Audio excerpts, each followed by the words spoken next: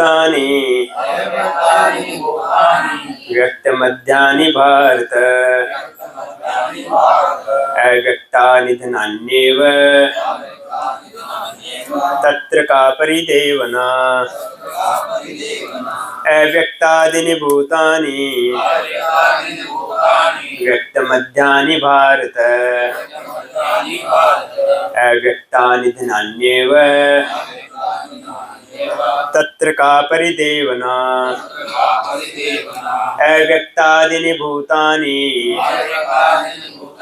व्यक्तमध्यानि भारत अव्यक्तानि धनान्येव तत्र का परिदेवना। अव्यक्तादीनि भूतानि व्यक्तमध्यानि भारत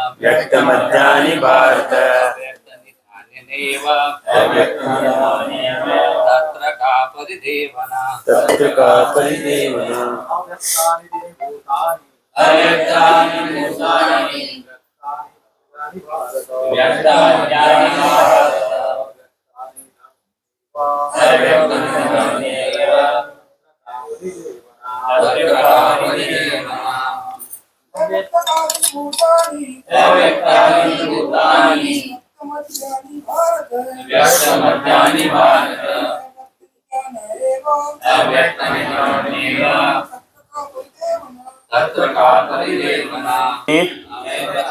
प्रारंभ में अप्रकट, भूतानि सारे प्राणी, व्यक्त प्रकट, मध्यानि मध्य में, भारत हे भरतवंशी, अव्यक्त अप्रकट, निधनानि विनाश होने पर, एव इस तरह से, तत्र अतः, का क्या, परिदेवना शोक। अनुवादित तात्पर्य श्री प्रभुपाद के द्वारा श्री प्रभुपाद की जय। सारे जीव प्रारंभ में अव्यक्त रहते हैं, मध्य अवस्था में व्यक्त होते हैं और विनष्ट होने पर पुनः अव्यक्त हो जाते हैं, अतः शोक करने की क्या आवश्यकता है। दोबारा पढ़ता हूँ। सारे जीव प्रारंभ में अव्यक्त रहते हैं, मध्य अवस्था में व्यक्त होते हैं और विनष्ट होने पर पुनः अव्यक्त हो जाते हैं, अतः शोक करने की क्या आवश्यकता है।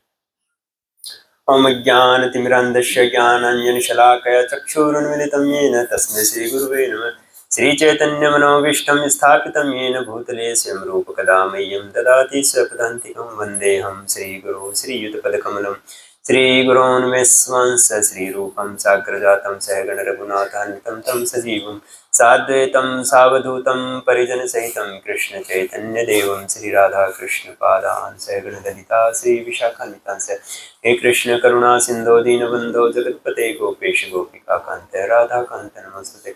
तप्त कंचन गौरांगी श्री राधे वृंदावनेश्वरी वृषभानुसुते देवी प्रणमामि हरिप्रिये। वंशाकल्पतरुभ्यश्च कृपा सिन्धुभ्य एव च पतितानां पावनेभ्यो वैष्णवेभ्यो नमो नमः।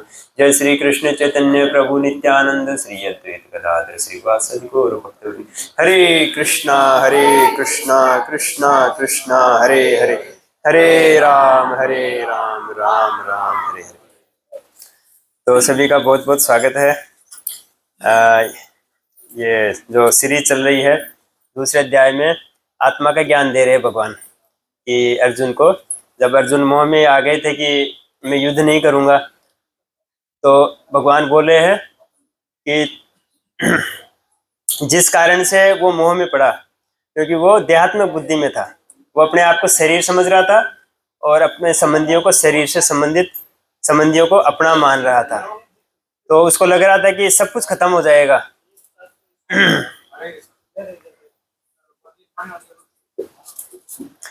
तो सबको लग रहा था कि अर्जुन को लग रहा था कि सब कुछ खत्म हो जाएगा, तो मैं सबको मार दूंगा और इससे अच्छा है कि मैं ऐसे ही जीवन यापन कर लूँगा। परंतु भगवान उसका जो सोच में जो डिफेक्ट था, वो असली डिफेक्ट का इलाज कर रहे हैं। असली उसका डिफेक्ट था सोचने का, गलत तरीका क्या था कि वो शरीर के लेवल पे सोच रहा था कि मैं शरीर हूँ और ये सारे संबंधी मेरे परिजन हैं। तो जब हम अपने आप को, अपनी आइडेंटिटी हम नहीं कर पाएंगे कि सही मेरी आइडेंटिटी क्या है, कि मैं, जैसे कोई व्यक्ति एक ऐसे बैंक में कोई पैसा डाल रहा है, हर महीने वो डिपॉजिट कर रहा है कि चलो मैं रिटायर होऊंगा तो मेरे काम आएगा, तो वो ऐसे खाते में डाल रहा है कि वो गलत खाते में डाल रहा है, उसको बाय मिस्टेक वो अब दूसरे कोई नंबर में जा रहा है, वो उसको पता ही नहीं कहाँ जा रहा है, तो उसको रिटायरमेंट पे मालूम पड़ेगा तो ये सब उसका कोई अर्थ नहीं है, सारा श्रम एवं केवलम हो जाता है, सारा जीवन भर उसने जो पैसा डाला बैंक में तो सारा उसका व्यर्थ हो गया। ऐसे ही हम जीवन भर अपने शरीर के लेवल पे काम करते रहते हैं और वैसे ही सोचते हैं, वैसे ही कार्यकलाप करते हैं, तो हमको जब अगर बुढ़ापे में या लास्ट टाइम पे मालूम ही पड़ जाए कि हम शरीर नहीं, हम आत्मा है, तो हम उसमें ज़्यादा हमारे कर्मों में परिवर्तन नहीं कर सकते हैं, क्योंकि अभी समय कम बचा है हमारे पास। तो भगवान इसमें बता रहे हैं कि ये सब लोग पहले, सारे जो जीव हैं, अव्यक्तादिनी भूतानी, अव्यक्त आदिनी, अव्यक्त यानी अप्रकट।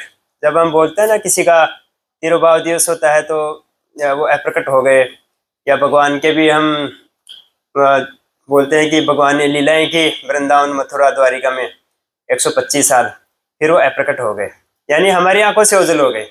भगवान तो हमेशा रहने वाले हैं और जीव भी हमेशा रहने वाले हैं, परंतु वो हमको नहीं दिख रहे हैं, इसका अर्थ है अव्यक्त हो गए। व्यक्त यानी दिख रहा है और अव्यक्त यानी नहीं दिख रहा है, अस्तित्व है परंतु दिख नहीं रहा है।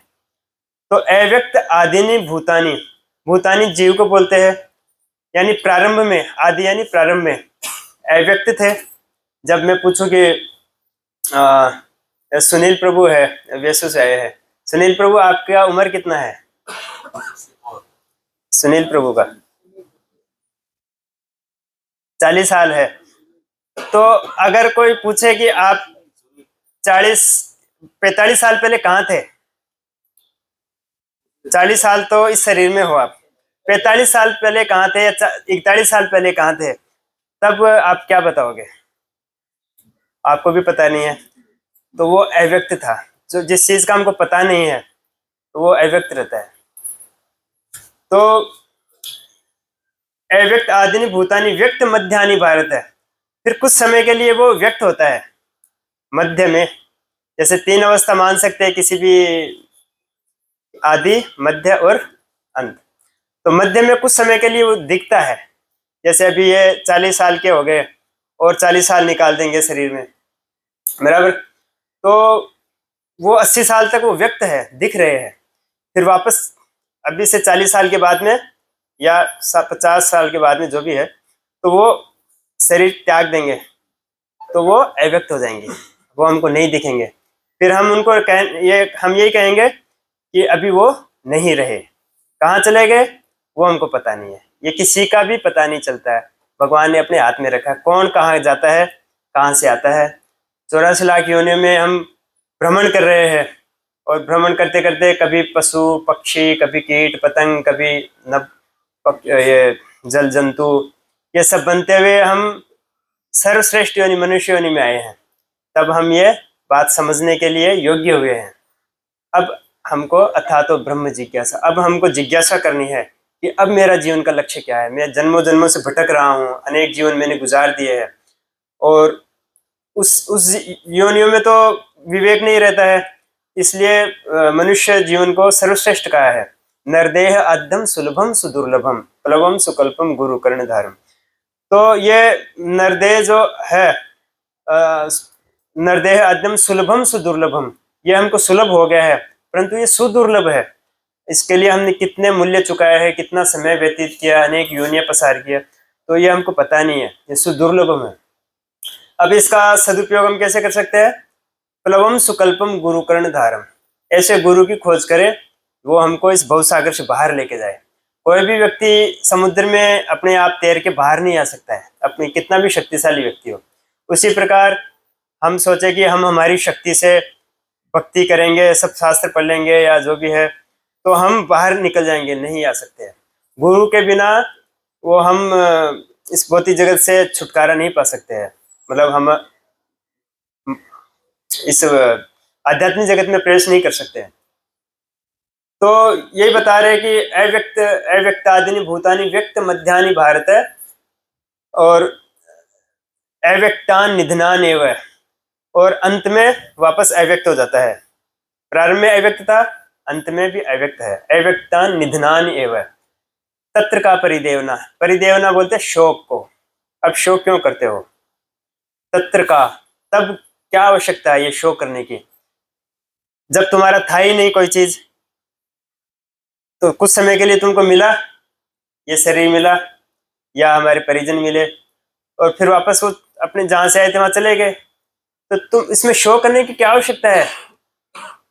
जब मैं किसी को मान लो कोई चीज दूं कि ये मोबाइल ले, मैं मनुष्य प्रभु को दूं मोबाइल ले, 1-2 दिन यूज करके मेरे को वापस दे देना, या कोई गाड़ी दूं, तो ये मैंने दिया भाई, चलो मैं 6 महीने मेरे काम नहीं आएगी, आप यूज करो और फिर मेरे को 6 महीने बाद दे देना।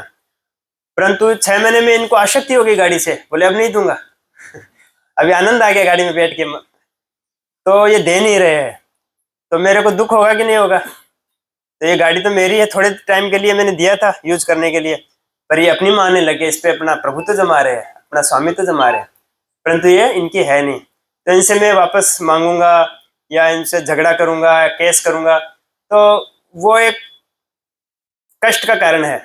अगर ये समझ जाएंगे कि ये तो इनका ही था और इनको वापस दे दिया, तो कोई समस्या नहीं है। ऐसे हम हमारे शरीर जो हमको मिला है, शरीर मिला है, हमारा स्वास्थ्य है, हमारा जो बुद्धि है, जो भी हमको मिला है, इंद्रियां हैं, तो वो सब चीजें ये हमको आत्मा के कल्याण के लिए मिला है। ये साधन है ताकि हम आत्मा की आवश्यकताओं की पूर्ति कर सकें, इसके लिए हमको एक साधन के रूप में दिया गया है। और अगर हम इसका ऐसे उपयोग नहीं करते हैं, सदुपयोग है ये, सदुपयोग नहीं करते हैं और इसका दुरुपयोग करते हैं, हम अपने शारीरिक इंद्रिय तृप्ति में और मानसिक इंद्रिय तृप्ति में, जो सूक्ष्म इंद्रिय तृप्ति कहलाती है, तो उसी में हम लग जाते हैं, तो भगवान भी खुश नहीं होते हैं और हम भी परेशान होते हैं अनावश्यक रूप से, खाली अज्ञान के कारण, ये समझने के कारण ये एक्चुअल में हमारा नहीं है। जब हमारे कोई परिजन कोई गुजर जाते हैं तो हमको शोक होता है, दुख होता है। क्यों होता है? क्योंकि उसमें हमको आसक्ति है, उससे हमको स्वार्थ है कुछ न कुछ। और तो दुनिया में इतने लोग रोज आ रहे हैं, अहनी अहनी भूतानी गच्छन्ति, हमारे अखबार में पढ़ते हैं, हमको कोई दुख होता है? नहीं होता, क्योंकि उससे हमारा अटैचमेंट है, उससे हम कुछ चाहते हैं। अगर हम कुछ भी नहीं चाहते उस व्यक्ति से, तो हमको इतना दुख नहीं होगा।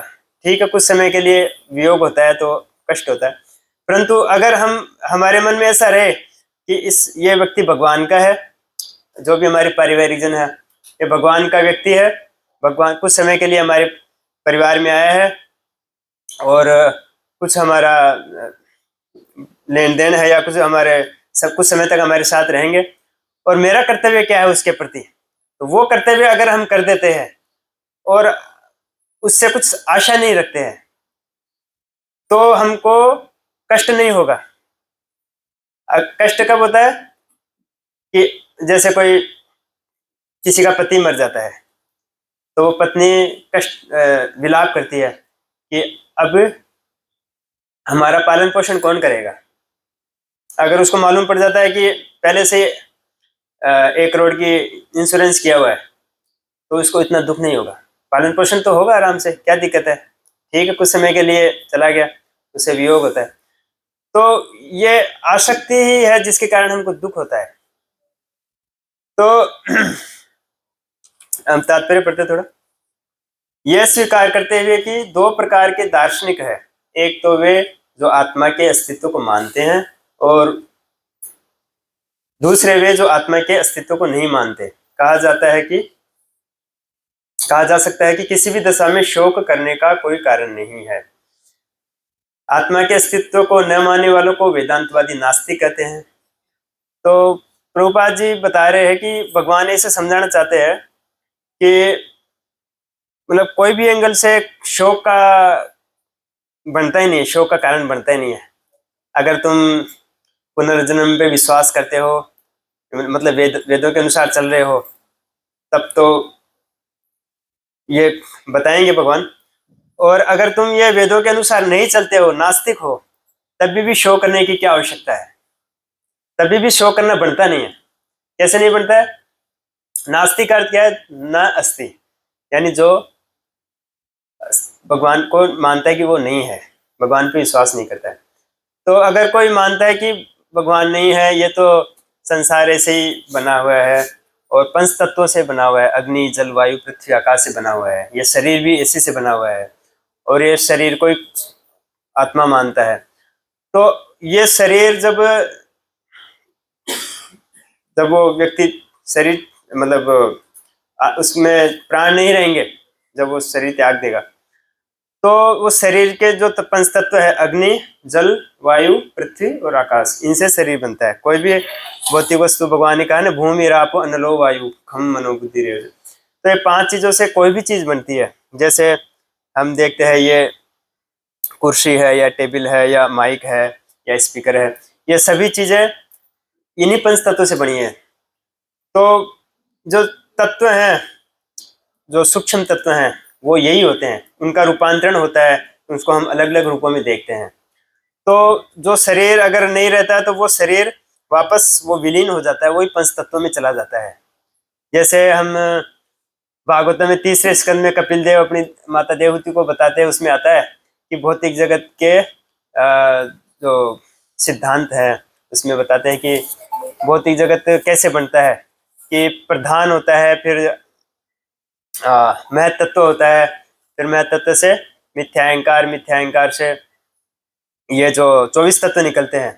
ये पहले जो पंच तत्व है, जो भूमि राप अग्नि जलवायु पृथ्वी आकाश, तो ये कैसे विस्तार होता है वो सब उसमें बताया है। कि पहले आकाश का प्राकट्य होता है, पहले ध्वनि आती है, ध्वनि, ध्वनि से आकाश प्रकट होता है, आकाश से फिर हमारी कर्णेंद्रियां प्रकट होती है, जो सुनने के लिए योग्य है। फिर वो ऐसे ऐसे वो उसकी हर एक तत्व के साथ में उसकी तन्मात्रा, तन्मात्रा यानी हमारी जो इंद्रियां हैं, और इंद्रियां और तन्मात्रा, तन्मात्रा यानी जो ध्वनि है वो तन्मात्रा हो गई, और उसको ग्रहण करने वाली इंद्रियां वो प्रकट होती है। तो जैसे आकाश प्रकट हुआ, तो आकाश के बाद में क्या आता है? वायु, आकाश से वायु का प्रकट्य होता है, फिर वायु से अग्नि का प्रकट्य होता है, फिर अग्नि से जल का प्रकट्य होता है, फिर जल से पृथ्वी का प्रकट्य होता है। तो पृथ्वी में वो 5 गुण है। जैसे आकाश से पृथ्वी, आकाश से वायु है, तो वायु में वायु के गुण भी हैं और आकाश के गुण भी हैं। फिर वायु से अग्नि आई, तो अग्नि में वो पीछे वाले 2 गुण हैं। ऐसे पृथ्वी में 5 गुण रहते हैं। तो जब सृष्टि का विनाश होता है, तो वापस वो एक एक वो पृथ्वी से अपना गुण छोड़ देती है पृथ्वी, तो विलीन हो जाते हैं, अपने अपने तत्वों में वो विलीन हो जाते हैं। तो ऐसे ही वो भगवान, ऐसे ही प्रभुपाद जी समझा रहे हैं यहाँ पे कि अगर कोई नास्तिक व्यक्ति भी है, तो उसको ये लगता है कि मैं ये शरीर पंचतत्व से बना हुआ है, तो उसमें शोक क्यों करता है? तो वो शरीर अगर त्याग देता है, तो वो वापस तत्व रूप में तो है।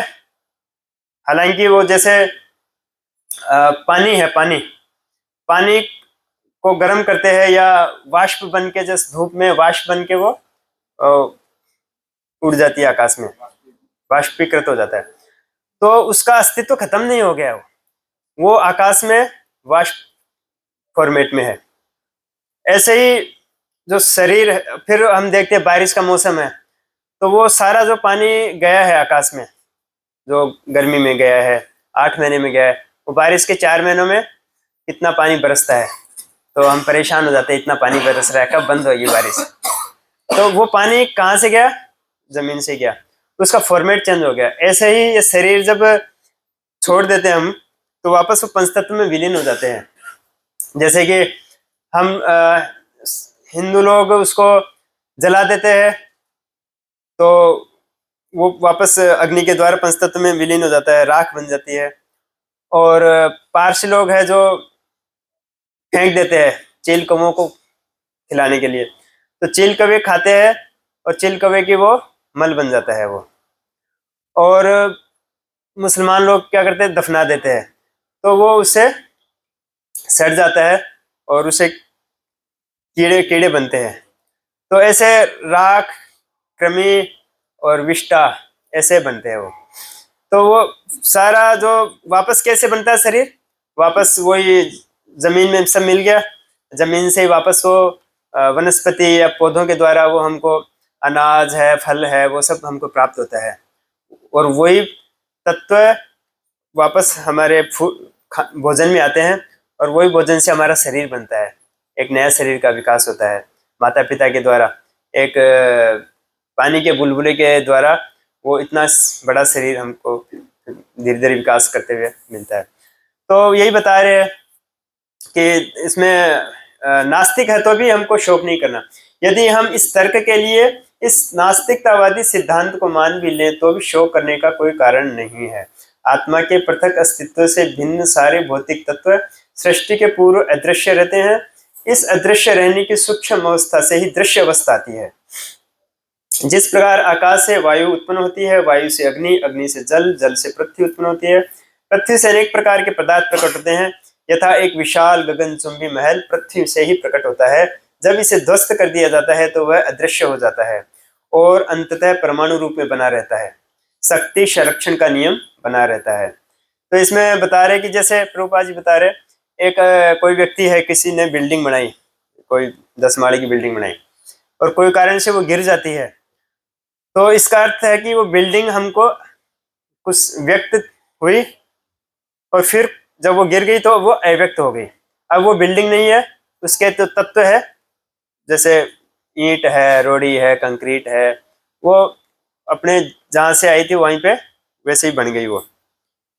तो कुछ समय के लिए दिखता है, कुछ समय के लिए नहीं दिखता है। जैसे गीता में एक श्लोक आता है कि इसी से संबंधित है कि 8वें अध्याय में आता है कि 1918-19 श्लोक है कि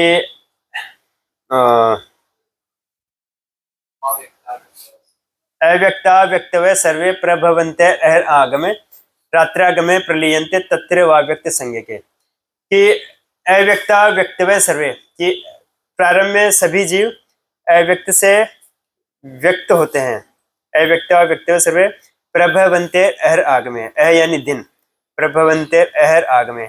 जब ब्रह्मा का दिन होता है तो सारे जो जीव हैं जो भगवान विष्णु के शरीर में जो सुप्त अवस्था में रहते हैं, जो प्रलय के समय पे, तो ब्रह्मा जी का जब दिन होता है तब सारे जीव भगवान की शक्ति से वो जीवंत होते हैं और वो एक्टिव होते हैं और मतलब वो व्यक्त होते हैं एक तरह से। प्रभवन्ते आगमे रात्रागमे प्रलीयन्ते, जब वापस ब्रह्मा जी की रात्रि आती है तो वापस वो प्रलीयन्ते, वापस वो विलीन हो जाते हैं भगवान विष्णु के शरीर में। तो ये ब्रह्मा जी का जो दिन और रात्रि बताया है, तो उसका हम कल्पना भी नहीं कर सकते कितना लंबा चौड़ा होता है वो। 432 करोड़ साल की तो ब्रह्मा जी का दिन होता है, इतनी ब्रह्मा जी की रात्रि होती है। तो ऐसे 864 करोड़ साल का ब्रह्मा जी के 24 घंटे माने गए। और ब्रह्मा जी के 24 घंटे में ये 12 घंटे में जब व्यक्त रहते हैं जीव, तो उसमें हमारे कितने जीवन गुजर जाते हैं हम कल्पना नहीं कर सकते। लाखों करोड़ों उससे भी ज्यादा हम हमारे जीवन हम बदल लेते हैं। वो हमको क्यों ऐसा परिस्थिति में डाला जाता है, ताकि हम वापस प्रयास करें। बार बार मौका दिया जा रहा है। प्रभुपाद जी बताते हैं कि ये भौतिक जगत का निर्माण करने का कारण यही है, भगवान हमको एक मौका दे रहे हैं कि तुम अभी निकलो, अभी निकलो, अभी निकलो। अनेक जन्मों के पश्चात वापस मनुष्य शरीर देते हैं, वापस फिर अनेक वो मनुष्य शरीर में प्राप्त करके भी वो अगर अपना उद्देश्य पूरा नहीं करता है तो वापस उसको एक उसकी चेतना के अनुसार, उसके कर्म और चेतना के अनुसार, ऐसे जैसे हम सोच सकते हैं कि 84 लाख सीढ़ियां हैं, तो वो कैसी चेतना है, तो कहाँ वो फिट होता है, तो वो सीढ़ी पे जाके वो गिर जाता है, फिर वहां से वापस चढ़ना चालू होता है, फिर वो वापस गिरता है, फिर वहां वापस चढ़ना चालू होता है। ऐसे ही वो बार बार मौका दिया जाता है उसको कि अभी निकल जाओ, अभी निकल जाओ। परंतु वो नहीं निकल पाता है अगर ब्रह्मा जी के दिन में, तो उसको वापस अव्यक्त हो जाना पड़ता है। मतलब महाविष्णु के जो यस्वेक निश्वसितम कालम अथावलंब्यो जीवंती लोम विलजा जगदंड नाथा विष्णुर महांस ये यश कला विशेष गोविंदमादि पुरुषम तम हम भजामी। जो इनके श्वास से अनेकों ब्रह्मांड निकलते हैं, जिनके रोम रोम से अनेक ब्रह्मांड निकलते हैं, और उनके जो सांस लेने से वापस वो उनमें विलीन हो जाते हैं, ऐसे महाविष्णु को जो भगवान का एक अंश मात्र है, भगवान गोविंद का मात्र एक अंश है, उन भगवान गोविंद को मैं प्रणाम करता हूँ। तो हम कितने भगवान कृष्ण जो गोविंद कहलाते हैं, हम उनका भक्ति कर रहे हैं। प्रभुपाद जी ने हमको कितना ऊंचा दिया है, ये ज्ञान दिया है, हमको कितनी ऊंची भक्ति दी है, तो हमको बार बार समझा रहे हैं। तो एक बार प्रभुपाद जी वृंदावन में थे, तब उनसे बड़े बड़े विद्वान लोग मिलने आया करते थे। तो प्रभुपाद जी बहुत भक्ति वेदांत थे, उनको शास्त्र का बहुत जबरदस्त नॉलेज था। तो काफी लोग सलाह लेने मिलने आते थे, शास्त्रार्थ करने आते थे। तो प्रभुपाद जी ने पूछा उनको कि कृपया बताइए भगवान कौन है। तो वो बोले कि वो जैसे वो प्रत्यक्ष रूप से तो वो नहीं बता पाए, परंतु जैसे घुमा फिरा के नहीं बताते। जैसे हम किसी को पूछे कि कोई ये जगह का रास्ता, मेरे को यहाँ जाना है, उसका रास्ता बताइए, तो बोले कि पूरी पृथ्वी तो गोल ही है, आप कहीं से भी जा सकते हो, तो ये कोई उत्तर थोड़ी हुआ। तो ऐसे वो भगवान कौन है, तो उसका उत्तर वो प्रॉपर दे नहीं पाए कि भगवान ये है, एक शब्द में नहीं बोल पाए। तो बोले कि हाँ, जो नहीं, जो सब जगह व्याप्त है, या जो ऐसा है वैसा है। तो उन्होंने पास में खेल रहे थे एक भक्त 5 साल के, तो उनको बुलाया, तो बोले कि बताओ बेटा कि भगवान कौन है। तो उसने कहा कि गुलाब जामुन, पहले मुझे गुलाब जामुन दो। तो प्रभुपाद जी ने ठीक है बोले, गुलाब जामुन मिलेगा, पर पहले बताओ कि भगवान कौन है। तो बोले कि भगवान कृष्ण है। तो बोले कि हम कौन है, हम जीवात्मा है, तो हमारा उनको कैसे पा सकते। बोले सेवा के द्वारा। तो बोले जाओ, गुलाब जामुन दिया, उसको भेज दिया। बोले कि ये छोटा सा बच्चा भी जानता है, और आप ऐसे बड़े बड़े वेद, पूरी गीता याद थी उसको, पूरा वेदांती हो रहा था, तो उसको कुछ मालूम नहीं था। तो स्पष्टता जहाँ हमारे जो इस भगवद गीता यथारूप में है, जो प्रभुपाद जी के जो ग्रंथों में है, तो उनमें एक क्लियर है, एकदम विजन क्लियर है, कुछ घुमाना फिराना नहीं है। हम कौन है, हम कहाँ से आए हैं, हमारा उद्देश्य क्या है, हम यहाँ क्यों फंसे हुए हैं, हम इससे कैसे निकल सकते हैं, ये सब कुछ क्लियर है। तो इस हम ये जब भक्तों के संग में आते हैं, इस्कॉन में आते हैं, तो पहले हमारे बहुत डाउट्स रहते हैं, पर भक्ति में आने के बाद में सब हमको शांति आ जाती है। शाश्वत शांति निगच्छति, क्षिप्रम भवति धर्मात्मा शाश्वत शांति निगच्छति। तो शाश्वत शांति की तलाश में हम सब निकले हुए हैं। हमको शांति चाहिए, क्योंकि हम शाश्वत हैं, हम आत्मा है, हम कभी मरते नहीं हैं, हमारा अस्तित्व हमेशा रहता है। जैसे भगवान है, तो भगवान के लिए गीता में क्या श्लोक आया है कि जन्म कर्म च मैं दिव्यम एवं यो वेति तत्वतः। तो भगवान का जो पूरा जो स्वरूप है, हम उनको ऐसा नहीं कह सकते भगवान का शरीर, क्योंकि भगवान का कभी शरीर नहीं होता है।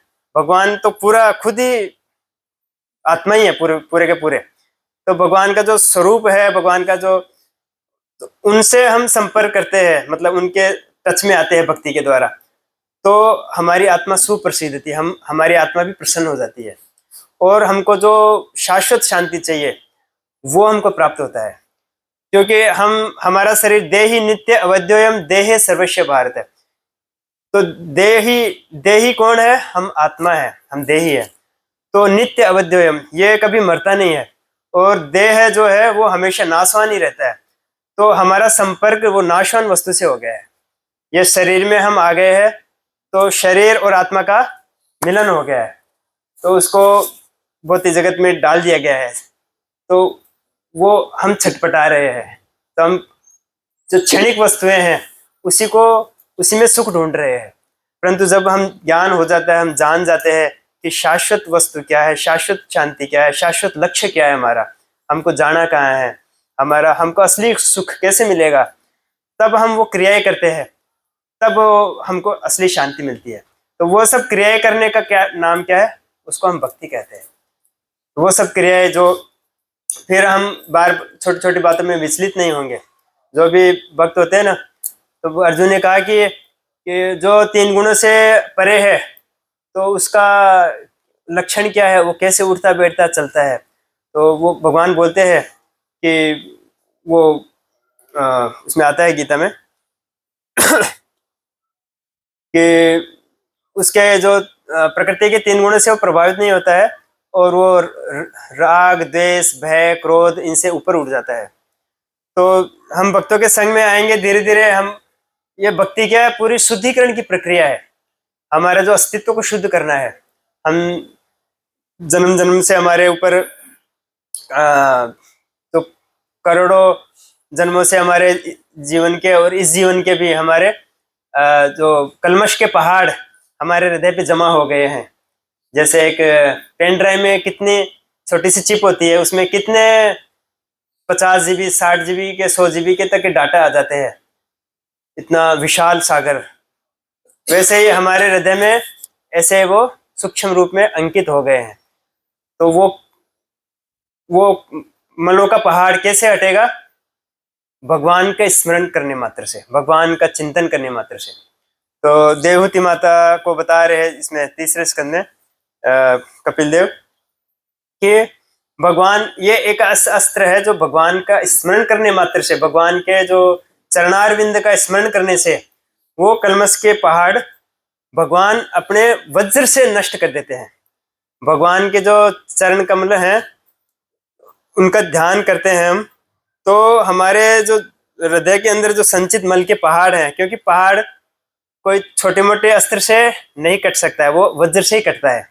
तो भगवान के चरणों में जो वज्र अंकुश पताका कई तरह के चिन्ह होते हैं, तो वो वज्र का अर्थ है कि हम वो भगवान के चरणों का ध्यान करते हैं। तो वो भगवान, ये ध्यान हमको वज्र के समान हमारे कष्टों, हमारे सभी पापों को नष्ट कर देता है। तो इसका यही एक उपाय है भगवान का। गीता में जगह जगह बोलते हैं, मेरा चिंतन करो, मेरे भक्त बनो, मेरी पूजा करो, मुझे नमस्कार करो सदैव, एक समय नहीं हमेशा के लिए। प्रभुपाद जी बोलते हैं, मैं कभी कृष्ण को विस्मरण नहीं किया, कभी भूला नहीं। ये आता है ना कि स्मरणम सतनम विष्णु विस्मरणम न जातुचित सर्व विधि निषेधोयम एतयोरेव किंकर। सारे जो विधि और जो निषेध हैं, ये करना है और ये नहीं करना है, ये दोनों, ये सारे जो नियम हैं, ये दोनों सिद्धांतों के दास हैं। सिद्धांत बाद में है, पहले मूल सिद्धांत क्या है कि भगवान कृष्ण को कभी भूलना नहीं है और उनको हमेशा याद रखना है। ये मुख्य सिद्धांत है। इसमें जो सपोर्ट करता है वो हमको करना है। अब जैसे कुछ लोग बोलते हैं कि सुबह सुबह मंदिर में पट बंद कर देते, आज जैसे चंद्र ग्रहण है, तो प्रभुपाद जी ने का सिद्धांत हमको क्या बताया, प्रभुपाद जी ने, भगवान की पूजा कभी बंद नहीं होती है। तो भगवान की पूजा चलती रहती है, बाहर से कभी बंद भी कर देते हैं लोकाचार कर। तो ये सब हमको समझना चाहिए। मुख्य सिद्धांत भगवान का, हमारे जैसे भगवान के हम जैसे निकट जाएं, मुख्य सिद्धांत वो है कि कैसे भी करके हम भगवान के निकट जाएं। जैसे गोपियां हैं, उन्होंने अपने लोकाचार को तोड़ा और रात्रि में भगवान के पास गई, तो भगवान ने उनको अप्रिशिएट किया कि मैं आपका कभी ऋण नहीं चुका सकता, आपने मेरे लिए सभी बंधनों को तोड़ा और सभी कष्टों को सहा, सभी लोकाचार को भी निंदा सही है। तो वो सर्वश्रेष्ठ, क्योंकि आध्यात्मिक जगत में जो सर्वश्रेष्ठ कार्य है, तो वो भौतिक जगत में उसको सबसे ज्यादा निंदित माना गया है। तो वो हमको लोकाचार का पालन करना है, परंतु मुख्य सिद्धांत यही है कि हम भगवान की भक्ति जैसे बढ़े, वो कार्य सबसे वही हमको करना है। तो यहाँ बता रहे कि शक्ति संरक्षण का नियम बना रहता है, किंतु कालक्रम में वस्तुएं प्रकट तथा अप्रकट होती रहती है, अंतर इतना ही है। अतः प्रकट होने या अप्रकट होने पर शोक करने का कोई कारण नहीं है। अब जैसे हम कई बार किसी को बहुत साल बाद देखते हैं, 15-20 साल बाद देखते हैं, तो हम देखते अरे तू तो इतना बदल गया, पहले तो इतना सा था, छोटा सा था, यंग था, दूल्हा पतला था, अभी तो तेरे दांत भी निकल गए और मुंह भी ऐसा हो गया, झुर्रियां आ गई और ऐसी हालत हो गई। तो वो मन में जब उसकी कल्पना क्या थी, जब 20 साल पहले उसको यंग देखा था, तब वो मान लो 40 साल का होगा तब देखा होगा, तो वो 60 का हुआ तब देखा, तो वो पूरा बदल गया। तो ऐसे ही वो परिवर्तन आ गया शरीर में। ऐसे ही जब वो और शरीर त्याग देगा तो वो और लास्ट परिवर्तन है, वो फिर और कहीं चला जाएगा, वो हमको दिखेगा नहीं। उसको बोलते हैं देहांतरण, देह का अंतरण। अब वो है परंतु कोई दूसरे देह में चला गया है। इसलिए हम यही बोलते हैं कि जब भक्त लोग बोलते हैं तो ऐसा नहीं बोलते मृत्यु आ गई है, मर गया है, ऐसा नहीं बोलते। भक्त ऐसे बोलते हैं कि शरीर छोड़ दिया है, देहांतरण कर गया है, ऐसा बोलते हैं। तो क्योंकि वो जानता है कि वो आत्मा कभी मरती नहीं है, तो पहले इस शरीर में था, अभी कोई दूसरे शरीर में जाएगा। तो भक्त है तो उसको कुछ अच्छी गति प्राप्त होगी। अतः प्रकट होने या अप्रकट होने पर शोक नहीं कोई कारण नहीं है। यहाँ तक कि अप्रकट अवस्था में भी वस्तुएं समाप्त नहीं होती। जैसे सूर्य का उदाहरण देते हैं प्रभुपाद जी।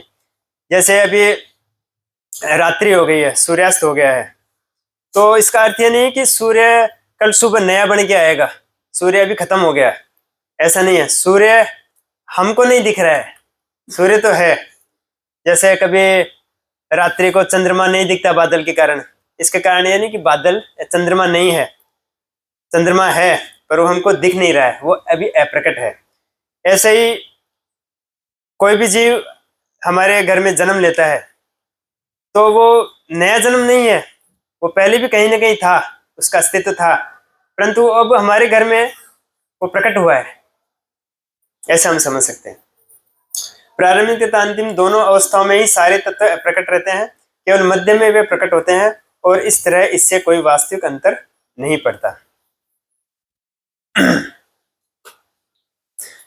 तो हमारे जैसे कई तरह के प्रलय होते हैं, जैसे भागवत में बताया है 5 तरह के प्रलय होते हैं। तो एक प्रलय होता है कि हम रोज रात को सोते हैं तो हमको चेतना खत्म हो जाती है हमारी, दूसरे स्वप्न लोक में चले जाते हैं, तो एक प्रलय हो गया। दूसरा प्रलय होता है कि जो ये महाविष्णु के श्वास में ब्रह्मांड का विलीन हो जाते हैं, ब्रह्मा जी की रात्रि आती है, तो वो एक प्रलय होता है, महाप्रलय। एक प्रलय होता है कि हम शरीर त्याग देंगे, वो एक प्रलय हो गया। और प्रतिक्षण हमारा शरीर बदल रहा है, इसे कई तरह के प्रलय बताए भागवतम में, इससे हम समझ सकते हैं। तो एक बार क्या हुआ था कि रूस में गीता जी का बैन हो गया था रूस में, कि वो क्या बोलते हैं, गीता जी, गीता जो है ये ऐसी पुस्तक है जो हिंसा करना सिखाती है। अर्जुन तो बेचारा सीधा साधा था, बोल रहा था मैं युद्ध नहीं करूंगा, भगवान ने उसको इंजेक्शन दे दे के, समझा समझा के, सिखा सिखा के कई तरह से उसको, उसका मोटिवेट कर दिया, युद्ध के लिए भड़का दिया उसको। तो ये इस पे बैन होना चाहिए, तो गीता पे बैन कर दिया। काफी टाइम की बात है, परंतु रूस में इतने भक्त हैं तो बोलते हैं कि रूस में तो कभी कोई प्रोग्राम होता है तो हजारों की संख्या में लोग आते हैं, ऐसे 100-200 नहीं आते, हजारों की संख्या में आते हैं, बड़ा टेंट लगाना पड़ता है। तो वो लोगों ने काफी विरोध किया, काफी लड़े, तो फिर कोर्ट में भी ये साक्ष्य प्रमाण दिया गया गीता के द्वारा कि वास्तव में ये इसके सिद्धांत सही रूप से, प्रॉपर रूप से समझिए। तो जब उन्होंने समझाया तो उस पर भी बैन भी हटाया, और उन्होंने माना कि वास्तव में ये ऐसा ग्रंथ है, सबको पढ़ना चाहिए। तो गीता कोई हिंसा नहीं सिखा रही है हमको, गीता ये बता रही है कि आत्मा के सामने शरीर की क्या वैल्यू है। जैसे कोई व्यक्ति पानी में डूब रहा है तो वो उसके कपड़े लेके आता है, आदमी को तो नहीं बचाया, तो उसको कोई शाबाशी नहीं मिलेगी। तो कुछ कह सकता है कि मैंने ये आपके कपड़े बचाए, 100-200 रुपये के तो होंगे कपड़े, तो उसका क्या वैल्यू है। तो ऐसे ही भगवान बता रहे हैं कि जब कोई, या हम ऐसे समझ सकते हैं कोई हॉस्पिटल में कोई व्यक्ति, किसी का एक्सीडेंट हो गया है, उसका ऑपरेशन करना पड़ेगा, और हार्ट का ऑपरेशन है, बाईपास है, हार्ट को ऑपरेशन है, तो उसके कपड़े को उसको काट देते डॉक्टर, पहले तो कपड़े काटेगा तभी ऑपरेशन करेगा। तो उसके परिजन ऐसा नहीं कह सकते कि आपने इतने महंगे महंगे कपड़े अभी तो दिलाए थे, क्यों उसको खराब कर दिया। उसकी क्या वैल्यू है? शरीर बचाओ फटाफट, जो भी पैसे लगे दो फटाफट। तो जैसे ही शरीर के सामने कपड़े की कोई वैल्यू नहीं है, ऐसे ही आत्मा के सामने शरीर की कोई वैल्यू नहीं है। तो भगवान यही बोल रहे हैं अर्जुन को कि शरीर, आत्मा के सामने शरीर की कोई वैल्यू नहीं है, तो शरीर के लिए आत्मा का बलि मत दो, शरीर की हितों के लिए आत्मा के हितों की बलि मत दो। मुख्य उद्देश्य ये है, तुम आत्मा के लेवल पे आओ, तो सभी जीवों का शांति रखनी, भगवान का धर्म की स्थापना के लिए आए हैं, धर्म की स्थापना के लिए, सभी जगत में पापों का नाश करना है, धर्म की स्थापना करनी है, इसलिए भगवान का आदेश था युद्ध करो। तो ऐसे ही भगवान सभी जीवों को जो शास्त्रीय आदेश देते हैं उसे हम पालन करेंगे तो हम सुखी होंगे, उसमें फिर अपराध नहीं लगता है। यदि हम भगवद गीता के इस वैदिक निष्कर्ष को मानते हैं कि ये भौतिक शरीर कालक्रम में नाशवान है, अंतवंत इमे देहा, किंतु आत्मा शाश्वत है, नित्य शुभता शरीर, तो हमें यह सदा स्मरण रखना होगा कि यह शरीर वस्त्र परिधान के समान है, अतः वस्त्र परिवर्तन होने पर शोक क्यों। पिछले श्लोक में हमने पढ़ा था वांसासी जीर्णानि यथा विहाय नवानि गृह्णाति नरो प्राणी, कि ये वस्त्र बदलने के समान है, जब वस्त्र पुराने हो जाते हैं तो बदले जाते हैं, ऐसे शरीर का पूरा समय हो जाता है तो वो फिर दूसरे शरीर में जाएगा, इसमें परेशान होने की क्या बात है। तो हम आत्मा के लेवल पे कब आएंगे? जब हम भगवान कृष्ण ने जो कहा है, भगवान के प्रभुपाद जी ने कहा है कि मेरे ग्रंथ पढ़ो, भगवान प्रभुपाद जी ने बहुत जोर दिया, गीता भागवतम, आज भागवतम भद्र पूर्णिमा है, बहुत ही महत्वपूर्ण दिवस आज का दिन, भद्र पूर्णिमा के दिन ही बोलते हैं कि भागवत की पूर्ण राधाष्टमी से लेके भद्र पूर्णिमा तक ये 7 दिन में परीक्षित महाराज को कथा सुनाई थी भागवतम की। तो उसके श्रुति फल में बता रहे हैं जो भी व्यक्ति भागवतम का दान देता है आज के दिन, भद्र पूर्णिमा के दिन जो साल में एक बार आता है, तो वो उसका वैकुंठ गमन निश्चित है। इसलिए आज के दिन भागवतम का दान देना, उसको घर में लाना, उसका पठन करना बहुत ही महत्वपूर्ण है। तो जो भी जिसके भी पास आज भागवतम नहीं है, हमारे यहाँ पे मेरे हिसाब से प्राय सभी भक्तों के पास है, प्रभु जी ने किसी को छोड़ा नहीं होगा। फिर भी कोई नए भक्त हों, कोई नए आए हों, तो मेरा सबसे निवेदन है कि प्रभु जी के हाथ से आज भागवतम जरूर लेके जाना, आपका भगवत धाम निश्चित होगा। आज लेके गए तो आपके घर पे भिजवा दिया जाएगा, आपको खाली हाँ बोलना है हाथ खड़े करके। तो कृपया अपने हाथ खड़े कीजिए और बताइए कि आपके किन किन के घर में भागवतम नहीं है। आज झूठ नहीं चलेगा भक्तों के सत्संग में, भले ही आप ले हो या नहीं ले हो, परंतु सत्य बोलने की हिम्मत रखनी चाहिए। वही सत्संग है, सत्य का संग कर रहे हैं ना हम। तो बहुत खुशी की बात है, पीछे से एक आधा हाथ उठा था वापस नीचे हो गया। अच्छा, तो बहुत अच्छी बात है, सबके घर में है और हमको प्रयास करना चाहिए हम किसी को दूसरों को देवें। तो हम ऐसा नहीं है कि हम घर में लाएंगे तो ही हमको लाभ मिलेगा, हम देंगे तो भी हमको भगवत धाम मिलेगा। आज तो बहुत ही ऐसा महत्वपूर्ण दिवस है, बिना सोचे विचारे, जैसे बोले अबूझ मुहूर्त बोलते हैं ना, वैसा है। तो बहुत खुशी की बात है। हरे कृष्णा कृष्णा कृष्णा हरे हरे, हरे राम राम राम हरे। चलो, आज तो सबके घर में है भागवतम। अब ये बताइए, भागवतम कौन रोज रोज नहीं पढ़ रहा है? अब तो कुछ हाथ खड़े कीजिए। कौन रोज रोज नहीं पढ़ रहा है? हाँ, अभी तो काफी आए हाथ। तो आज संकल्प ले लो कि भागवतम पढ़े बिना सोना नहीं है। कम से कम 2 श्लोक उसको छूना जरूर है, 1 श्लोक 2 श्लोक 5 श्लोक। आप देखोगे कि जब आप चालू करोगे ना संकल्प पूर्वक, तो भगवान भी मदद करते हैं। तो प्रभुपाद जी क्या बोलते हैं, जो हिम्मत करता है, हिम्मतें मदा तो वैसा कहावत है कि जो अपने प्रयास में कमी नहीं रखता है तो भगवान भी उसको कृपा में कमी नहीं रखते हैं। तो रोज नियम ले लें कि रोज हमको गीता भागवतम के 2-4 श्लोक पढ़ने ही पढ़ने हैं। रोज हमको हमारी जो साधना है हरे कृष्ण मंत्र जप करते हैं वो हमको सुबह सुबह अच्छे क्वालिटी माला जप करना है। तो इसी से हम भगवत धाम प्राप्त कर सकते हैं। तो हम क्या है कि अधिकतर समय ऐसे फालतू ही बातें करते रहते हैं। जैसे कि ऐसा बताते हैं कि मैं एक लेक्चर सुन रहा था, उसमें बता रहे थे प्रभु जी कि भीष्मदेव जो है अंतिम प्रयाण करते हैं तो उसमें वो युधिष्ठिर महाराज को शिक्षा देते हैं। तो उसमें बताते हैं कि 5 प्रकार के लोग ऐसे चर्चा करते हैं। एक तो जब 2 लोग इकट्ठे होते हैं तो निंदा करते हैं आपस में। 2 जन मिले तो तीसरे की निंदा चालू हो गई। जब वो तीसरा भी आ गया तो फिर चौथे की हो गई उसके सामने तो उसकी नहीं करेंगे।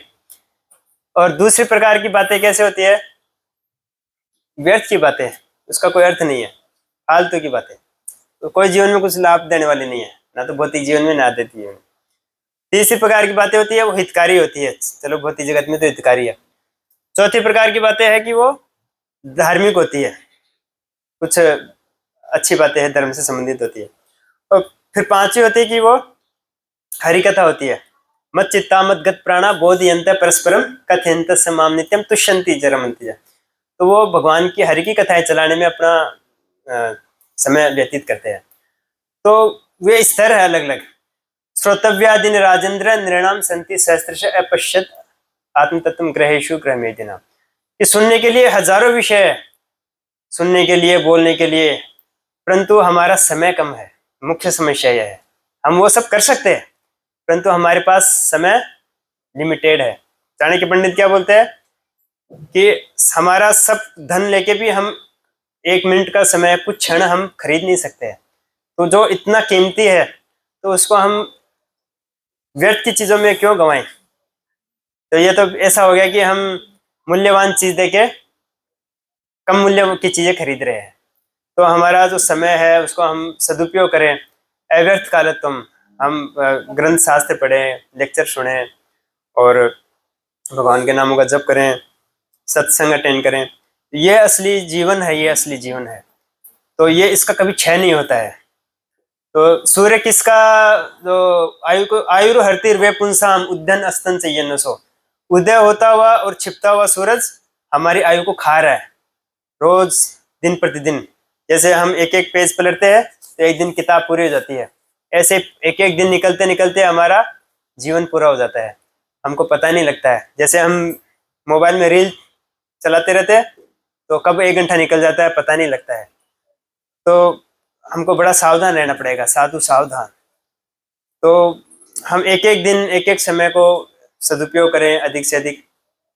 और जो व्यर्थ की चीजें हैं, बहुत सारी व्यर्थ की चीजें होती है, तो धीरे धीरे हम छोड़ते जाएंगे, समझ में आता जाएगा हमें। जैसे हम छोड़ेंगे वैसे समझ में आएगा, एक साथ नहीं आएगा। जैसे कोई अंधेरा है तो बोले कि मैं इतना दूर कैसे जाऊंगा, 10 किलोमीटर दूर अंधेरे में, खाली एक टॉर्च ही तो है, उसका प्रकाश तो जाता ही नहीं आगे। तो बोले कि टॉर्च है तो 2 कदम जितना तो प्रकाश है उसका, 2 कदम तो रख, प्रकाश तेरे साथ आगे जाएगा, और 2 कदम रख। ऐसे चलते चलते वो मंजिल तक पहुंच जाता है। ऐसे ही जब हम समझते जाएंगे भक्ति में आगे चलते जाएंगे तो हम एक दिन लक्ष्य की प्राप्ति कर लेंगे। क्योंकि ये प्रोसेस में कमी नहीं है, प्रभुपाद जी ने जो प्रोसेस दिया है उसमें कुछ कमी नहीं है, कमी हमारे अंदर है। हम उसको पूरा प्रॉपर नहीं कर रहे हैं, पूरा हमको विश्वास नहीं है। श्रद्धा शब्द विश्वास के लिए सुदृढ़ निश्चय, कृष्ण भक्ति के लिए सर्व कर्म करता है। अगर हमको ये विश्वास हो जाएगा कि मैंने कृष्ण भक्ति कर ली तो मेरे सारे अन्य कार्य अपने आप हो जाएंगे, उसमें कुछ कमी नहीं रहेगी। तो पिछले दिनों ये गुड़ाकेश प्रभु आए थे यहाँ वैष्णो मंदिर में, तो ऐसे चर्चा कर रहे थे। तो एक भक्त ने बोला, उन्होंने लेक्चर में ऐसा बोला था कि भगवान की उनका पूछा था उनको कि आप अपना रियलाइजेशन, एक माता जी ने पूछा कि आप कैसे 128 माला कर लेते हो, अपने बताइए, रियलाइजेशन बताइए। कि बोले कि उन्होंने बताया अपना रियलाइजेशन कि कैसे कैसे मैं पहले मैं व्यापार करता था, 16 माला करता था, फिर मैं व्यापार, मेरे को गुरु महाराज बोलते थे कि तुम पूर्ण भक्ति में आ जाओ, भक्ति में आ जाओ, पर मैं छोड़ नहीं पा रहा था। तो मैंने बोला कि ये सब छोड़ने के लिए मैंने फिर 16 माला चालू की। 16 माला किस लिए की? कि मेरा व्यापार छूट जाए, इसके लिए। हम 16 माला किस लिए करते हैं? ये मेरा व्यापार अच्छा हो जाए। तो बोले कि आप सुन नहीं पाओगे, तो ऐसा बोला था उन्होंने। तो वो बोले मैंने इसलिए 16 माला एक्स्ट्रा चालू की कि मेरा व्यापार छूट जाए और मैं पूर्णतः भक्ति में लग जाऊं। उनका इतना था, दृढ़ता थी उनकी, इतना भक्ति में आगे थे। तो उन्होंने फिर 32 चालू कर दिए, फिर व्यापार छूट गया और भक्ति में पूर्ण लग गए। फिर वो किसी बोले कि मेरे को किसी मंदिर का प्रेसिडेंट बना दिया, मैनेजमेंट में काफ़ी समस्याएं होने लग गई। फिर मेरे को वापस, मैंने सोचा कि अभी समस्या आ रही है, भक्ति भी कर नहीं पा रहा हूँ, तो मैं इससे छुट्टी लेता हूँ। तो फिर गुरु महाराज को पूछा, तो बोले कि ठीक है, आप मैनेजमेंट छोड़ दो, पर आप 64 माला करनी पड़ेगी आपको। कर पाओगे? बोले मैं कर लूँगा। तो बोले कि साथ में 2 लेक्चर देना है दिन में। बोले ठीक है, कोई दिक्कत नहीं। बोले फिर मेरे 64 माला चालू हो गई। फिर बोले मैंने परिमंडल, ब्रज परिक्रमा मंडल किया 12 साल तक। एक एक साल में 4-4 माला बढ़ाई। कितने हो गए? 64 और 48,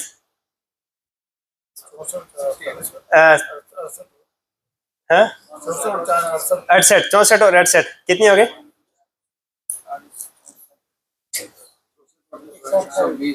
128 हो गए ना। हाँ, तो ऐसे करके उन्होंने हर साल 4-4 बढ़ाई, तो 128 हो गए। तो फिर पूछा कि कभी कभी छूट भी जाती है क्या आपकी? बोले नहीं, कभी नहीं छूटती है मेरी, रोज नियम से। साथ में 2-3 लेक्चर रोज देता हूँ। और कभी बोले कि मैं शब्दार्थ नहीं पढ़, तात्पर्य नहीं पढ़ता हूँ, कभी ये श्लोक का अर्थ नहीं पढ़ता हूँ, मैं खाली शब्दार्थ से पूरी व्याख्या कर देता हूँ। और बोले कि 7 क्लास या 10 क्लास कुछ पढ़ा हुआ। तो बोले कि सब काम हो जाते हैं। फिर एक भक्त ने पूछा लेक्चर के बाद कि आप तो बोले थे सब काम हो जाएंगे, पर हमको तो व्यापार भी करना पड़ता है, तो कैसे ये? बोले आज मैं गारंटी दे रहा हूँ, आज आप व्यापार छोड़ दो, 64 माला चालू करो, 2 साल बाद में मेरे को बोलना कि आपके पास पहले से पैसा ज्यादा आ रहा है कि कम आ रहा है। तो बोले मैं आपको स्टाम्प पे लिख के देता हूँ। ऐसा उनका दृढ़ विश्वास है।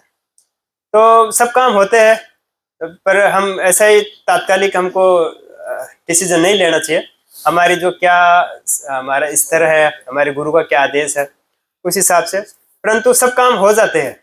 जब कभी हम देखते हैं कि हम माला नहीं करेंगे, पहले इतने काम पेंडिंग है, पहले काम होगा, माला बाद में होगी। आज तो बहुत काम है, 10 काम है, आज तो पहले काम होगा, माला बाद में। तो उस दिन वो काम ही नहीं होते। 10 जगह जाएंगे तो 10 जगह धक्के खाएंगे, वो आखिर जाके माला ही करनी पड़ेगी। तो समझ में आ जाएगा कि भाई पहले माला ही करनी है, बाकी सब काम बाद में करने हैं। तो ऐसा हमको विश्वास होना चाहिए। हम रोज सुनते हैं, करते हैं। हरे कृष्णा। तो तात्पर्य थोड़ा बाकी रह गया। हाँ,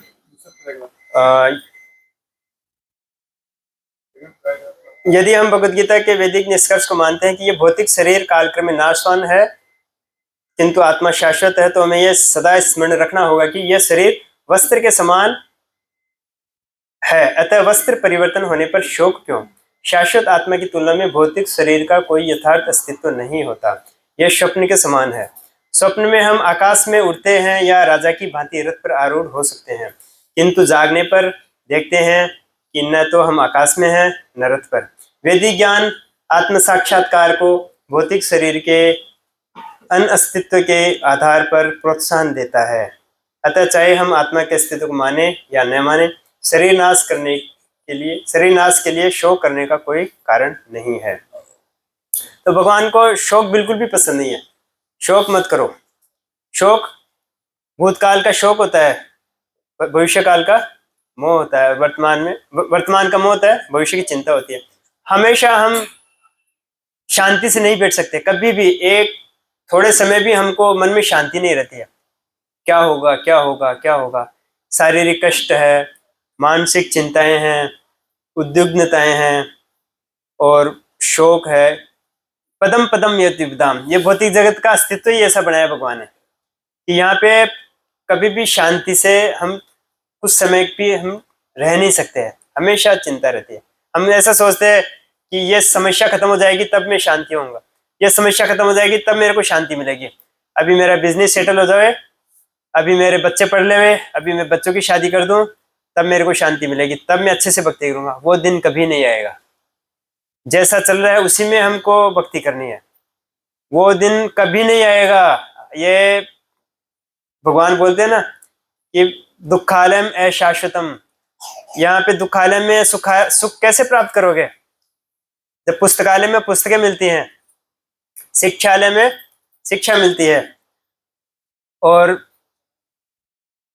दुखालय में क्या मिलेगा? दुख ही मिलने वाला है।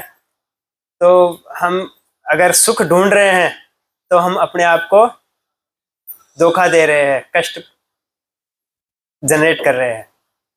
तो हमको जैसे बोलते हैं ना कि जो मछली होती है वो पानी से बाहर निकाल के हम उसको कितना भी सुख दे देवें, मखमल के वस्त्रों पे रख देवें या उसको अच्छे से गुलाब जामुन खिलावें, तो वो तड़पती रहेगी, उसको पानी चाहिए। उसका अस्तित्व ही है, हमारा अस्तित्व है, हम भगवान के नित्य दास हैं। अगर हम उनसे जुड़ जाएंगे भगवान से, तब हम शांति प्राप्त करेंगे। तो हम तो शाश्वत है आत्मा के लेवल पे, क्योंकि हम शरीर का भयम द्वितीय अभिनिवेश दशात, हमारे ऊपर एक शरीर का एक आवरण लगा दिया गया है। इसके कारण हम अशाश्वत चीजों में अट्रैक्ट होते हैं और हम बार बार कष्ट पा रहे हैं। जिस दिन हमें ये रियलाइजेशन हो जाएगा, इसलिए प्रभुपाद जी इस चीज पे जोर देते हैं कि हम शरीर नहीं, हम आत्मा है। इसको अच्छे से समझो, इसको महसूस करो, इसको अनुभव करो। जब हम ये धीरे धीरे समझेंगे तब हमारा जो प्रयास है तो वो आत्मा के लिए होगा। जैसे एक पिंजड़ा है, पिंजड़े में पक्षी है, तो पक्षी को तो हम दाना नहीं डाल रहे हैं, तो पिंजड़े को हम चमका रहे हैं, वैसी हमारी हालत है। तो पक्षी तो मर जाएगा। जैसे कोई कार है, तो कार में बहुत अच्छे से पेंटिंग कर रहे हैं, उसको अच्छे से धो रहे हैं, कवर कर रहे हैं, परंतु उसको चला ही नहीं रहे, हम उसको काम में नहीं ले रहे, तो उसका क्या अर्थ है? वैसे ही ये हम जो शरीर और जो हमको इंद्रियां दी है, वो आत्मा को सपोर्ट करने के लिए दिया है। अगर हम आत्मा को भूला के शरीर को ही हम सजा रहे संवार रहे हैं, तो हम कभी भी सुखी नहीं हो सकते, क्योंकि सुख का स्रोत तो आत्मा से ही आएगा। और वो भगवान आनंद कंद है, तो वो आनंद कंद से हम जुड़ेंगे तो हमको भी आनंद की प्राप्ति होगी। भगवान सच्चिदानंद है ना, सत्य है, चित्त है और आनंद है। तो उनसे जुड़ने से ही हमको वो सच्चिदानंद की जो शाश्वत शांति है, सुख है, आनंद है, वो प्राप्ति होगी। उसके बिना हम कितना भी प्रयास कर ले भौतिक जगत में सुखी होने का, अंत में हार ही होगी, पराभव ही होगी। हरे कृष्ण। किसी का कोई प्रश्न हो, कोई टीका टिप्पणी हो तो स्वागत है।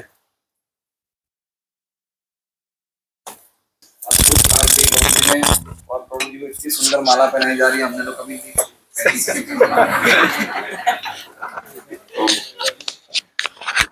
इतनी अच्छी माला किन्होंने बनाई हुई? हमने बनाई माला। चलो प्रभु जी की माला पहन लेते हैं, इनका आशीर्वाद मिलेगा हमें। नहीं अरे प्रभु, ये तो बोलने वाले को पहनाई जाती है, इनको किसी भक्त से। अरे तो बहुत अद्भुत प्रवचन था और बहुत सुंदर प्रभु जी ने समझाया। और एक बहुत बात जो हृदय में प्रवेश करने वाली बताई, वो ये है कि या तो हम मल बन जाएंगे, या कीड़े बन जाएंगे, या राख बन जाएंगे, है ना। अगर हमें पास से की तरफ फेंका गया तो हमें हमारी इस बॉडी को पक्षी खा जाएंगे और मल में हम लोग ट्रांसफर हो जाएंगे। और अगर हमें दफनाया गया तो कीड़े खा जाएंगे, कीड़े बन जाएंगे। और अगर हमें जलाया गया तो राख बन जाएंगे, है ना। तो अंततः तो गति यही है। तो अल्टीमेटली तो सब कुछ नश्वर है, सब कुछ टेम्पोररी है, क्षण भंगुर है। तो इतना सुनने के बाद भी हम गंभीर नहीं हो पाते, क्योंकि हमारी साधना जो है वो बहुत ही वीक है, बहुत कमजोर है। इसलिए हमारी बुद्धि तीक्ष्ण नहीं हो रही है, और बुद्धि तीक्ष्ण नहीं होती है तो बुद्धि मन को आदेश नहीं दे पाती अच्छी तरह नाम सुनने में।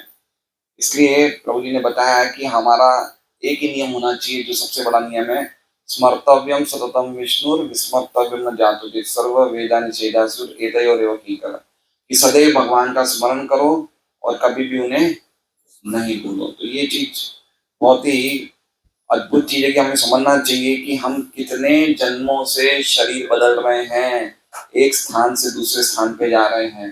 और प्रभुपाद जी इस तात्पर्य में लिखते हैं कि शरीर तो एक सपने की तरह है ना। कितने शरीर बदल चुके हैं हम लोग, कितने शरीर बदल चुके हैं, हमें पता है।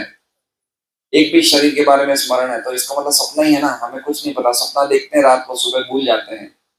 उस प्रकार से हम लोग कितने शरीर बदल चुके हैं, कितने स्थान बदल चुके हैं, कितने परिवार बदल चुके हैं, कितने बच्चे, कितने स्त्रियां, कितने सब कुछ बदल चुके हैं। लेकिन हमें लगता है हम अब तो यहीं रहेंगे, हमें कोई नहीं ले जा सकता। धूल मिट्टी की तरह हमारी कीमत है, हमारी कोई औकात नहीं है। एक झटके में हम कहाँ से कहाँ चले जाएंगे, है ना। सब कुछ रह जाएगा, कोई हमारी गिनती नहीं है। कीड़ियां, चींटियां, ऐसे हम आए हैं ऐसे चले जाएंगे। इच्छा द्वेष समुत्थान द्वंद्व मोह भारत, हाँ, इच्छा द्वेष से भरे हुए आते हैं और इच्छा और द्वेष लेके ही शरीर छोड़ देते हैं और वापस हम सर्वे भूतानि स्वर्गीयम जानति परांतप, वापस हम जन्म लेते हैं। तो ये दिव्य ज्ञान जो हमें प्राप्त होता है उसके हिसाब से हमें जीवन जीना चाहिए। हम लोग चेतनशाली जीव हैं, जैसा कि हमें बताया है कि हम चेतन हैं, है ना। हम केमिकल से नहीं बने हैं, हम लोग परम चेतना से आए हैं। कोई भी केमिकल चेतना का निर्माण नहीं कर सकती है। ये श्लोक का कहने का तात्पर्य ये है कि हम शोक नहीं करना चाहिए। अगर हम समझते हैं हम केमिकल वाला शरीर है तो भी शोक नहीं करना चाहिए, अगर हम समझते हैं हम आत्मा है तो भी शोक नहीं करना चाहिए। अल्टीमेटली तो हम केमिकल से निर्मित नहीं हुए, हम एक चेतन है, चेतना है हमें। तो चेतना कहाँ से आई है ना। कि देखिए ये टेबल को आप कितना ही मारोगे, कुछ उसमें चेतना नहीं है, उसमें कोई भी इच्छाएं नहीं है। हमारे में इच्छा है, हमारे में भावना है, हमारे में चेतना है। हम आत्मा हैं, हम चेतनशील हैं। हम कोई भी केमिकल के मिलने से या शरीर के मिलने से हम नहीं बनते, हम हमेशा रहते हैं। ये बातें समझनी है, बार बार सुनेंगे, बार बार पढ़ेंगे। जैसे प्रभु जी ने बताया कि रोज हमें गीता, रोज हमें भागवत पढ़नी चाहिए, बहुत इंपॉर्टेंट है। हम लोग नहीं पढ़ेंगे, क्या कर रहे हैं हम लोग, सोच रहे हैं मैं आज नहीं पढ़ूंगा, दो दिन बाद पढ़ूंगा, 2 दिन बाद के बाद बोलेंगे फिर पढ़ूंगा। तो इस तरह से हम कितना बड़ा नुकसान कर रहे हैं अपना। इस शरीर की कोई आत्मा है, इसलिए शरीर की कीमत है। लेकिन हम लोग कितना कितना कितना नुकसान कर रहे हैं अपना। ये अमूल्य मनुष्य जीवन जो हमें मिला है, दिव्य ज्ञान नहीं प्राप्त करके हम खाली कुछ पैसों के लिए, कुछ अपने साथ सामान के लिए हम लोग अव्यर्थ कर रहे हैं। इसलिए हमें गंभीर होना चाहिए, है ना। और गंभीरता से भक्ति को लेना चाहिए और गंभीरता से प्रयास करना चाहिए कि इसी जीवन में हम जन्म मृत्यु के चक्र से छूट के भगवत धाम प्राप्त करें। एक और जीवन नहीं, एक जीवन पाते ही वापस गड़बड़ी हो जाएगी। एक जीवन और मिलेगा मतलब वापस जन्म माँ के गर्भ में, वापस मृत्यु, वापस बुढ़ापा, वापस बीमारी, है ना। अभी हमें कुछ समझ में ही नहीं आ रहा, हमें लग रहा है हो जाएगा, जन्म हो जाएगा तो हो जाएगा, क्या दिक्कत है ना। हाँ, भरत जी की जैसे मिस्टेक हो गई, लेकिन अभी हमें दुख नहीं हो रहा है, हमें लग रहा है जन्म हो जाएगा तो हो जाएगा, क्या दिक्कत है। कि हमें पता होना चाहिए कि कितना कष्ट है। इसलिए आप लोग नियमित रूप से भागवत क्लास में आइए, घर में गीता भागवत पढ़िए, प्रोग्राम में आइए, 16 माला करिए। कौन कौन भक्त 16 माला नहीं करते, हाथ खड़ा करें।